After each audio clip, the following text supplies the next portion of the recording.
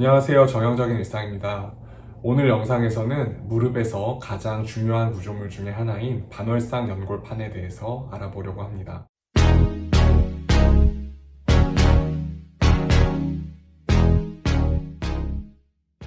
반월상 연골판은 정강이뼈와 허벅지뼈 사이에서 충격을 흡수해주는 쿠션 역할을 하는 구조입니다. 무릎의 체중이 수직 방향으로 전달되면 힘을 수평 방향으로 분산시켜주는 역할을 하는데, 이때 힘을 분산시키는 방향은 연골판을 구성하고 있는 콜라겐 조직의 방향과 연관이 있습니다. 연골판을 원형으로 둘러싸고 있는 원형 섬유와 방사형으로 가로지르는 섬유로 구성되어 있습니다. 무릎의 수직 방향으로 전달된 힘은 연골판의 원형 섬유를 통해 분산되는데, 이 과정을 흡 스트레스라고 부릅니다.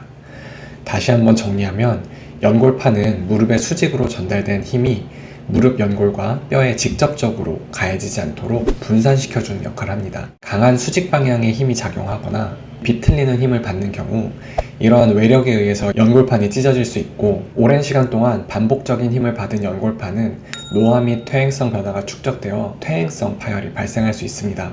이렇게 연골판이 파열되면 힘을 분산시켜주는 기능이 감소되기 때문에 무릎의 연골이 직접적으로 충격을 받게 되며, 결과적으로는 연골에 염증이 생기고 찢어지거나 닳게 되어 퇴행성 변화가 진행됩니다. 퇴행성 파열에 대한 치료. 정상적인 노화에 따른 과정에서 발생하는 심하지 않은 연골판 파열은 수술을 고려할 이유가 거의 없습니다. 특별히 통증을 유발하지 않는 경우도 많고, 실제로 기능이 심각하게 감소되는 경우는 거의 없기 때문입니다. 다만 퇴행성 파열도 심할 수 있고, 작은 충격에 의해 찢어져 무릎의 지속적인 통증과 붓기가 유발되거나 찢어진 연골판이 무릎 안에서 돌아다니면서 심한 통증을 유발할 때에는 역시 수술이 필요할 수 있습니다. 대부분 퇴행성 연골판 파열은 연골판의 부분 절제술을 시행하게 되지만, 위치나 파열 양상에 따라서는 봉합술이 필요한 경우도 있습니다. 외상성 파열에 대한 치료. 과도한 충격이나 외상에 의해 젊은 나이에 발생한 연골판 파열은 치료가 필요한 경우가 많습니다. 연골판이 심하게 손상되는 경우에는 무릎 관절을 보호하는 기능을 잃게 되어 조기에 퇴행성 관절염으로 진행할 수 있기 때문에 정확하게 치료를 하는 것이 좋습니다.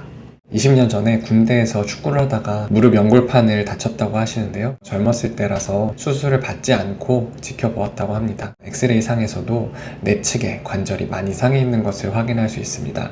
외상성 파열도 정도가 심하지 않다면 약물치료나 물리치료 등의 보존적인 치료를 통해 증상은 충분히 가라앉을 수 있습니다. 하지만 연골판 파열의 위치나 정도, 그리고 증상이 시간이 지나도록 지속이 된다면 수술이 필요합니다.